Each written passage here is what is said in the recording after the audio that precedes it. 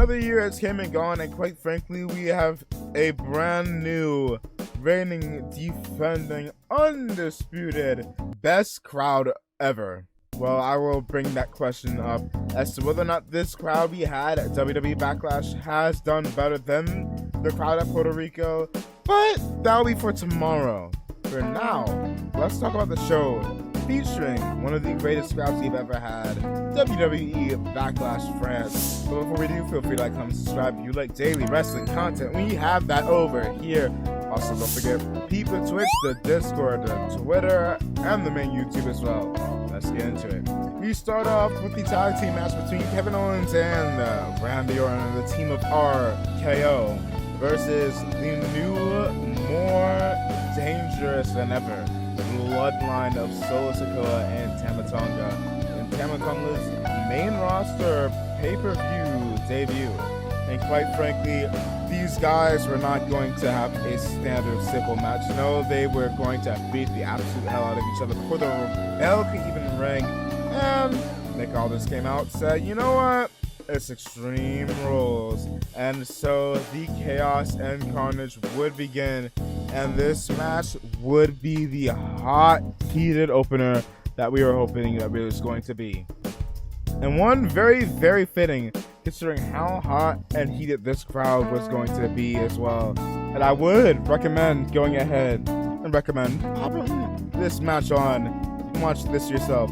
But to summarize it, absolute carnage. Absolute carnage.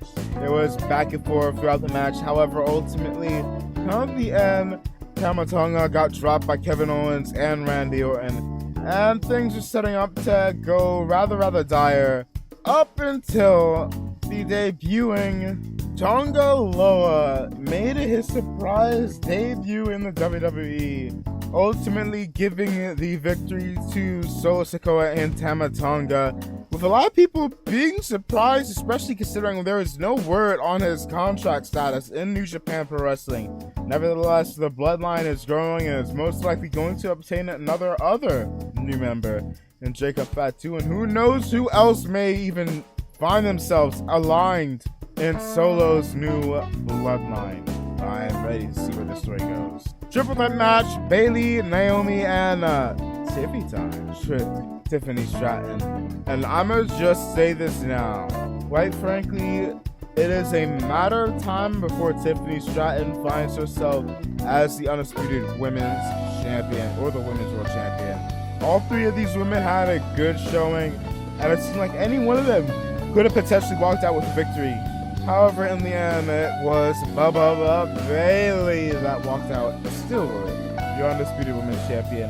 But I will tell you this is another video that your boy is going to go ahead and make, probably for that of Wednesday.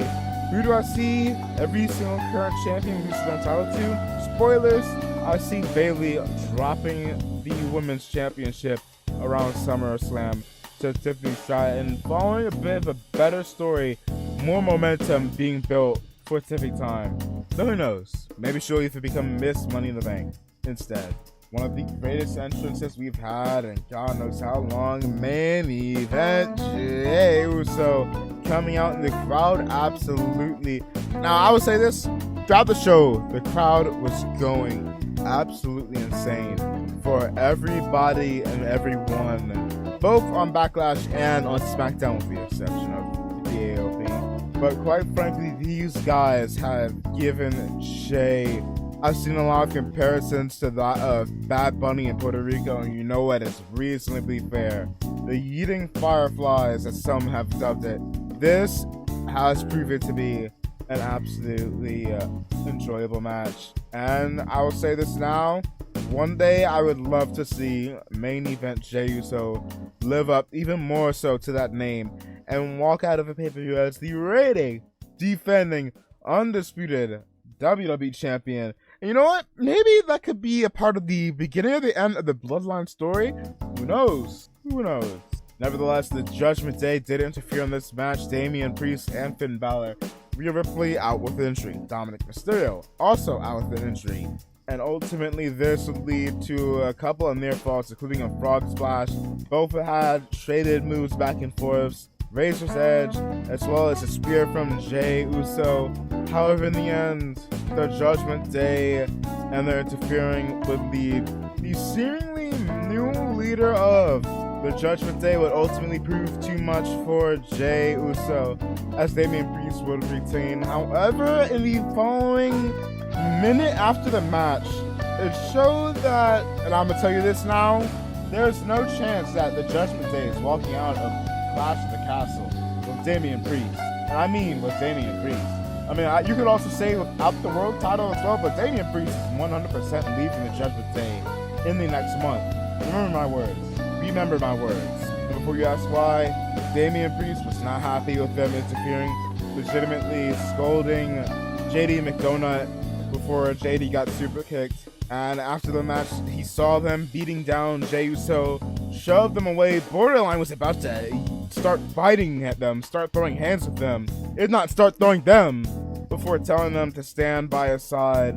Very, very visibly frustrated. While he still is the world champion, the Judgment Day's numbers, their number game may be strong, but their days are numbered. Remember this when WWE has Clash of the Castle and they break up. Remember those words. I'm going to sum up this match now. Not even the match itself. I'm going to let you know these are going to be the history-making duo. Jade Cargill and Bianca Belair. You know what? I'll get into what history in a second. But these two teams had an enjoyable match. Jade Cargill and Bianca, the big buff, black and beautiful duo, having quite the amazing match against that of Kairi Sane and Asuka. Pretty much, I'm gonna let you know this now. Spoilers, Bianca and Jade won the titles, and I don't see them losing them anytime soon. There's a spot where Jade Cargill and Bianca both got put in arm bars. Bianca tried to come in for the save, but got put in one herself. Both of them powered through them. And let me not forget, when Jade Cargill caught Kairi Sane, lifted her up in powerbomb position, she nearly countered with the Hurricane Rana, powered her back up, spun her around like a dog on pizza, and so she was about to hit her with an electric chair drop, tossed her, caught her, hit her with a jaded, which led to the finishing sequence. My God, Jade Cargill, when she becomes Farmer Season, is going to be untouchable. And you want to talk about untouchable? These two are going to be untouchable. They are the Goku and the Vegeta, the Superman and the Batman, the Incredible Hulk and the Thor of the women's division. And the fact that they are the tag team champions, I'm gonna let you know now, they will not surprise me if they're tag team champions in a year from now. And you shouldn't be surprised either. And in the main event, the American Nightmare, Cody Rhodes and AJ Styles with yet another banger after banger after banger on the show, with these two having what many are calling one of the best, if not the best, wrestling match of the year, rivaling the likes of AEW's Bryan Danielson versus Will Ospreay. I'll let y'all discuss that in the comments below. Keep it simple, by the way. But quite frankly, these two had an enjoyable back and forth for their first ever encounter, and what may be the first of many.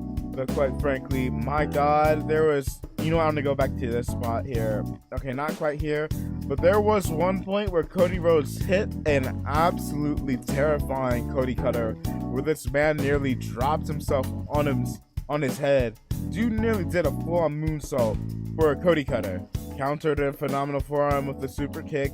These two got a lot of time to breathe, and they made absolutely every single minute worth it. And the crowd would do the exact same thing, having points where they would outright cheer, sing the phenomenal song throughout this match. And that's another thing with this crowd, and I will say more on tomorrow's video, but these guys would not let up at all throughout the entire night. From start to finish, this crowd was going crazy. There was no dead point, no dead period this crowd would have. And in the end, you knew what was going to happen. Still, your undisputed WWE Universal Champion, the American Nightmare, Cody Rhodes. And that was WWE Backlash. Let me know what your thoughts are on the show down in the comments below. So if you like, comment, subscribe. Again, we got daily wrestling content, and I appreciate all y'all. See ya.